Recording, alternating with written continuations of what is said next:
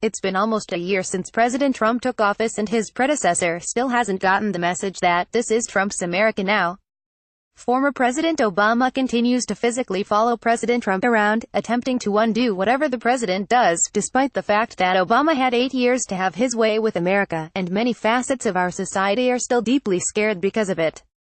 One of those facets is the economy. Despite what the die-hard Democrats will tell you, record number of people on welfare and higher tax rates isn't what makes for a great economy. Manufacturing jobs, lower taxes, and increased incentives to produce jobs is what makes for a strong and thriving economy, something that President Trump knows a thing or two about. In fact, Obama was so sure that the America would never again be able to increase its manufacturing jobs, he promised it while he was in office. He made sure that everyone knew that was absolutely no hope for the American worker. Enter President Trump. According to America's News Hub and CNBC, reports now confirm that 40,000 manufacturing jobs have come back in just 1 month. It's understandable that Obama might be confused. After all, his resume is a little lacking in anything to do with real-life jobs and businesses. The manufacturing industry posted its best month of job gains all year, leading a better-than-expected rise in private payrolls during November. Companies added 190,000 in the month as the economy seemed to return to normal following the violent hurricane season, according to the monthly report from ADP and Moody's Analytics. The total was just above the 185,000 expected from economists surveyed by Reuters and below the 235,000 growth in October. The manufacturing sector added 40,000 positions alone.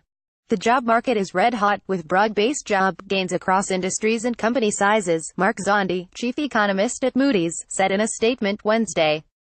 There is a mounting threat that the job market will overheat next year. The growth comes as the government's headline unemployment rate is at 4.1%, a 17-year low that economists believe will continue to decline. The Labor Department will release its closely official non-farm payrolls count Friday, with economists expecting growth of 175,000 in the jobless rate holding steady. We're going sub 4% by this time next year, and that's an economy that could overheat, Zondi added in an interview on CNBC's Squawk Box. Manufacturing Renaissance talk about promises kept. The revival of American manufacturing is staggering. In the ADP report, 40,000 new manufacturing jobs were created in November, the highest number ever for the report back to 2002. Talk about. You can say it's because of confidence, or the tax incentives that President Trump is trying to give businesses, and that all might be true. The point here is that liberals will lie to you about the economy every single day of the week. Maybe that's because they're genuinely confused about numbers. That's been a suspicion for a long time, and maybe it's because they know that if you understand how good the conservative view is for your pocketbook, you'll never vote Democrat again. Either way, when you listen to a liberal about anything to do with real actual work, you're not getting good information. Crazy as this misinformation seems, it's just the beginning of the attack on both your intellect as a voter and President Trump as your chosen leader. Just days ago, Obama was speaking in Chicago and actually compared President Trump to Adolf Hitler and Americans to the Germans who turned a blind eye at Barack Obama. Didn't mince words in Chicago last night during a Econ Club G speech, via @Greggins.twitter.com/C8Wubs1Die. Kristen Schorsch, at Kashorsch, December 6, 2017. The danger is growing complacent, Obama said. We have to tend to this garden of democracy or else things could fall apart quickly. That's what happened in Germany in the 1930s, which, despite the democracy of the Weimar Republic and centuries of high-level cultural and scientific achievements, Adolf Hitler rose to dominate, Obama noted. 60 million people died, so, you've got to pay attention. And vote. Crazy as all of that might seem, they're not the first to try and push this comparison. The Independent wrote their own Trump-Hitler comparison piece in November. Throughout his presidential campaign, Donald Trump described his opponent, Hillary Clinton, as a criminal and said she should be tried and put in jail. Of her guilt, he had no doubt. Commentators at the time noted the extreme nature of such rhetoric and the fact that demands for the investigation and imprisonment of political opponents was alien to the American system. But, they speculated, perhaps it was just that rhetoric, and with his inauguration as president, he would leave such dangerous talk behind. It turns out, however, that Trump has proven unable to let go of his obsession with his defeated rival. In early November 2017, nearly 1 year after his election victory, he was not only continuing to attack Clinton, but also calling on the FBI and the Justice Department to investigate her. He was very frustrated by the fact that he was unable to order those agencies to go after his former opponent, something he said he would very much love to do. It was a horrifying moment as the President of the United States, perhaps more clearly than at any previous time, expressed the thoughts and desires of an autocrat. And with the announcement that Attorney General Jeff Sessions will explore the possibility of creating a new special counsel to investigate Hillary Clinton, those thoughts and desires have moved that much closer to being realized. Such open calls for criminal investigations of political opponents are truly unprecedented in American history, and for good reason, since they would undermine the very foundation of liberal democracy. If the president could order the FBI to investigate Hillary Clinton, where would it stop? Anyone who spoke out to criticize such brazen act would be vulnerable to the same treatment. And then any individual or any groups, regardless of whether they had actually done anything, would be at the mercy of Trump's politicized justice system.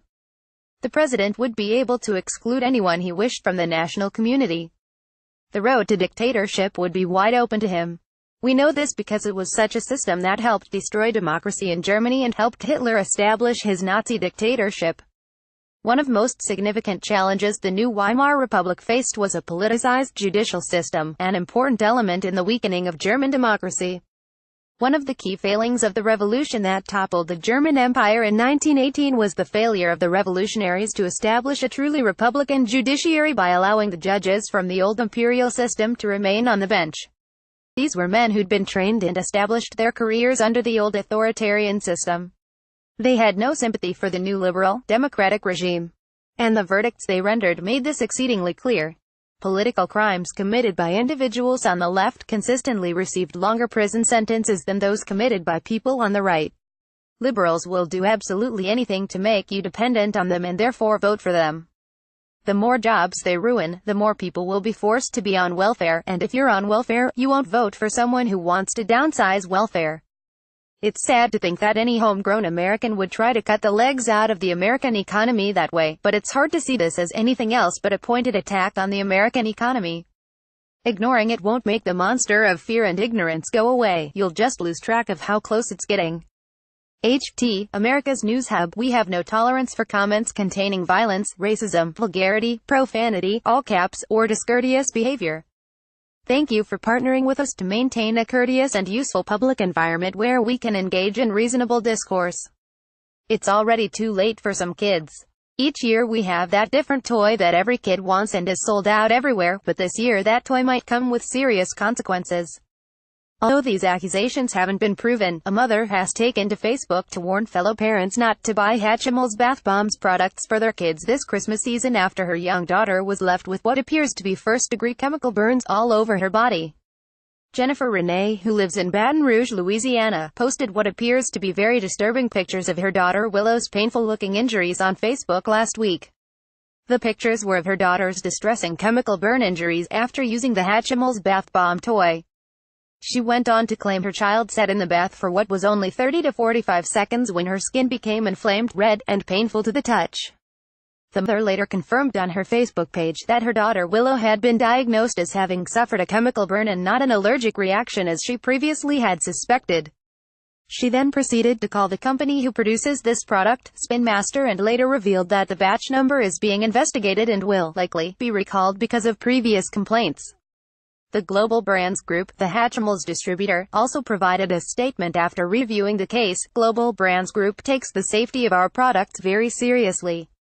We manufacture and ship millions of bath bombs and body washes, and have rigorous processes in place around development and testing, as well as all aspects of production. After careful review, we are confident our Hatchimals bath products are, in fact, safe. However, it is recommended that consumers be mindful of any adverse reactions they may have based on personal allergies or sensitivities. The Spin Master representative who emailed us alleges that Jennifer Renee's statement that an FDA expert responded to her specific accusations in the photo posted by her on Facebook is false, and that the photographed statement is unclear and possibly taken out of context. We have reached out to the FDA consumer officer and will update this story as we learn more. Kids aren't looking for a fancy claw-footed bathtub with bubbles that are perfectly fluffed just so for the gram. They're just in there to get clean and get out. But many parents avoid potential temper tantrums around bath time by filling the water with washable soap crayons and fizzy balls of soaps that turn into toys. Sadly, it's not always suds and smiles, as we learned from one mother who just issued a warning against a bath toy that allegedly gave her daughter a serious chemical burn. In the case of Jennifer Renee and her daughter Willow, it was a Hatchimal that took bath time from fun to frightening. The wonder ball of bath bombs, a Hatchimal, like hatching animals, looks like a giant egg, and it that dissolves on contact with water, hatching, to reveal a mystery surprise, usually a plastic animal charmer figurine. Although, for Jennifer and Willow, the real surprise in the Hatchimal was burning pain. Thursday, Jennifer posted her cautionary story on Facebook claiming that she dropped a Hatchimal soap toy into Willow's bath, and less than a minute after touching the water, Willow suffered red chemical burns all over her skin. PSA. Do not buy this for your children, she wrote next to the split image of the Hatchimal product box and Willow's burned hand. Followed directions on package and placed in her bathtub. Jennifer's post continued. Thought it would be fun for her because there was a toy inside. After being in the water 30 to 45 seconds, she stated her skin was hurting. Upon looking, she has received a chemical burn from a kid's bath bomb. No, she was not holding it, and she has used multiple different kinds of bath bombs and never had this reaction, just a warning people. After taking Willow to see a doctor to assess their reaction, Jennifer updated her post, explaining that the doctor ruled the irritation a chemical burn, more than just a simple adverse skin reaction. A chemical burn, as dermatologist Josh Zeichner explains it to us, is a general term that refers to an allergic irritation reaction in the skin. The common causes of the skin allergies of this type include certain fragrances, preservatives, and dyes. And in the case of the burning Hatchimal, Julie M. Barrows, a consumer safety officer from the Office of Cosmetics and Color sector of the FDA, allegedly responded to Jennifer's post, saying Willow's reaction was likely caused by the D33 dye. She reportedly explained in her note to Jennifer that the red dye is categorized as suitable for externally applied cosmetics, think lipstick, but it may not be used for bath products. I am not saying this woman is a liar. But if there were previous complaints, wouldn't you think this wouldn't be the first time we would have heard about this? I very much doubt Spin Master, who has a spotless safety record and produces millions of these products, would have kept quiet all this time and risk multiple lawsuits instead of immediately recalling the product before more children were affected by whatever is in these toys that are causing the burns. Please share if you want to get to the bottom of this issue. America's criminal justice system is a finely tuned machine with one purpose: justice for all. While good old-fashioned detective work, canvassing, questioning, and sometimes a gut instinct will never be replaced during investigations into criminal activity, the fastest evolving part of an investigation is the forensic science.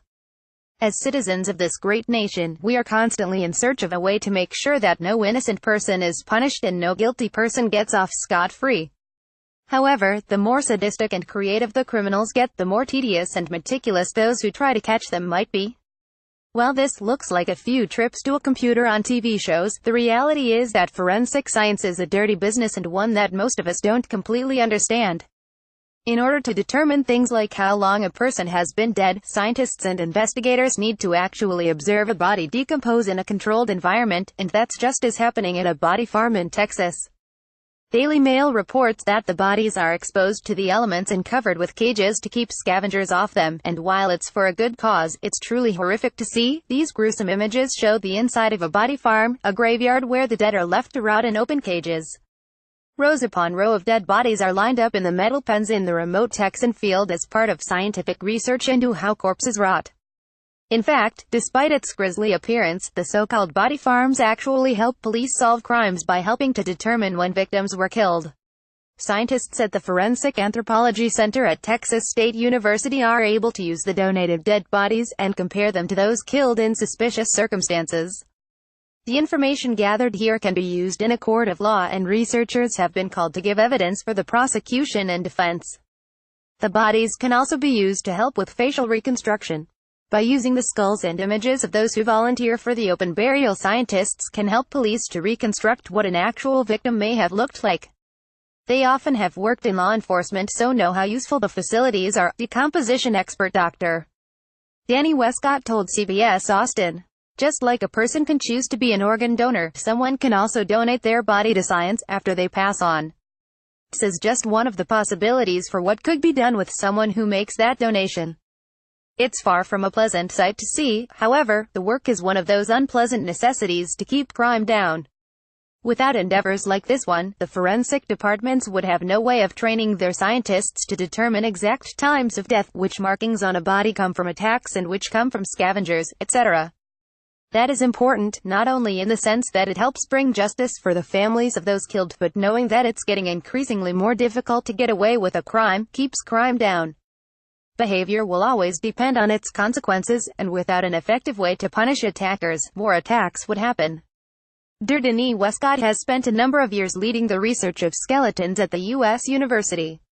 He said, "It allows us to see how bodies decompose. We work with law enforcement officials and help with the training of local police cadets. We get bodies given to us specifically to use. Living donors offer their bodies as donations. We also take next of kin donation. We have 2 criteria for the bodies: they must be under 500 pounds when they die. And they must not have any active infectious diseases like hepatitis C. We also accept cremains. It then gets assigned to a research project. The bodies can be left out in the field for 6 months to a couple of years. The skeleton is then used for further research. In fact, most of the research is done on skeletons. To be a part of the body farm, most people volunteer before their death, although some are donated by next of kin. Police then observe how different factors influence the way the bodies decompose. Law enforcement provides different scenarios, and we look at the effects of clothing and things like diabetes on the body," Dr. Westcott said. "It allows us to give estimations on death to the police. We can also help with facial reconstruction. Because we know what the person looked like before they died, we can compare this with what those who draw the facial reconstruction images have come up with. We also look at the ecology side, and how it impacts specifically on insects. We have scientists here from the UK because there is a demand for it. The bodies have to be caged to protect them from vultures, which are rife in Texas. At the moment we have between 65 and 70 bodies. There are more men than women, but we also get some couples who donate their bodies," Dr. Westcott said. "This might not be the kind of place that you want to go on a family vacation, but it might just be what keeps the streets a little safer wherever you do take your vacation." Like many of the aspects of law enforcement, this isn't a particularly pleasant task, but one that has to be done if we are going to try to keep our nation safe. HT Daily Mail. First Lady Melania Trump has been exceptionally busy during her first Christmas season in the White House. Despite all the festivities and responsibilities she has in her new role, she kept herself even busier with spreading compassion to the hundreds of victims of this year's natural disasters. Now that she's back in Washington, D.C., she's settling back into her festive routine for the rest of December when a photo was snapped of her and President Trump. While the shot looks stunning as ever, there's something unexpected that the camera caught. Now the secret is out, and the First Lady is bracing herself for the inevitable attacks. There is absolutely nothing this incredible presidential pair can do without coming under an onslaught of scrutiny from their detractors. The couple's first White House Christmas picture was no exception. Everyone immediately noticed something wrong with it as soon as the official portrait was revealed. Now there's no more hiding it, and there's nothing wrong with that either. However, leave it to hateful, anti-Christmas liberals to turn the image issue into major allegations against the Trumps. Opposing Views reports, President Donald Trump and First Lady Melania Trump have revealed their official Christmas card for 2017. The First Lady debuted the card on Twitter on December 14, reports Empty World. In the caption accompanying the Trump's Christmas card photo, the First Lady tweeted, "Merry Christmas from President Donald J. Trump and First Lady Melania," via email protected. Rather than realizing that this was a shot that was supposed to be just of the President and First Lady, people began to react to the fact that their youngest son Barron wasn't in the photo greeting. "This Christmas Barron Trump is home alone," one commenter said, cleverly making reference to the popular 1990 of the same name. As the remarks and question of the boy's absence came pouring in, the next plausible step for internet sleuths was to start a hashtag for it, since that's what they do. The hashtag, "Where's Barron?" almost immediately made an appearance. For the photo, the First Lady wore a sleeveless, long, black dress, with pointed black stilettos, while the President wore a black tuxedo with a matching bow tie. Opposing Views pointed out of our stunning first couple. They are seen smiling, hand in hand, standing in front of the White House double doors, with 2 Christmas trees on either side, each of which is covered in fake snow. The couple is certainly used to the criticism at this point, since it's been a solid year of such ridiculous attacks that have no sign of slowing in the new year. They probably realize that they are damned if you do and damned if you don't, with including Barron in the picture, since the criticism then would have been why they didn't have the rest of Trump's children in the shot. Chances are, they decided to just keep it simple. Opposing views has more. Prior to unveiling the photo, the White House debuted a video of Melania Trump getting the property ready for the holidays, decorating the trees, preparing wreaths, and supervising the baking of cookies. Stephanie Grisham, director of communications for the First Lady's office, confirmed via tweet that a huge gingerbread house was also prepared, constructed from 300 pounds of dough, reports Time. Also on display are former President Ronald Reagan's china and former President Franklin D. Roosevelt's 1866 edition of A Christmas Carol. More details on the decorations are provided by the Daily Beast, which reports that also on display are 71 wreaths, 53 Christmas trees, more than 18,000 lights, more than 12,000 ornaments, over 3,100 yards of ribbon and more than 1,000 feet of garland. The Daily Beast's Tim Tiemann thought it was overkill, however, and declared it the creepiest home space in America, comparing it to scenery from a Tim Burton and recommending that the First Lady keep the Christmas decorations up for next Halloween. In addition to the card and video, Melania Trump also issued an official Christmas statement, reports Time.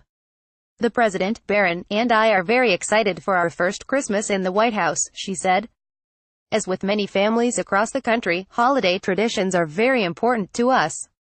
I hope when visiting the People's House this year, visitors will get a sense of being home for the holidays.